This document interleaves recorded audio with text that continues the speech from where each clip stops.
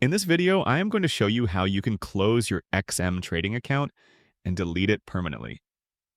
So the first thing you need to do is sign into your XM account.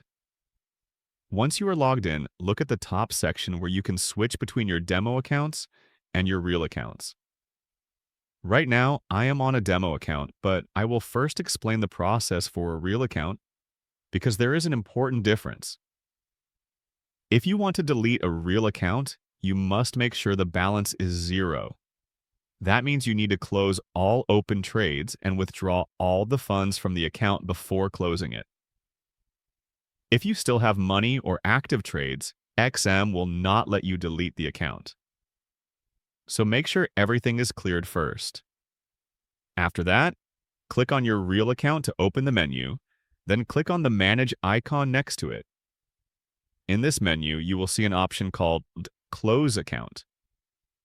Click on Close Account and XM will ask you again to confirm, because once you do this, the account cannot be restored. Click Close Account one more time, and your real account will be permanently deleted.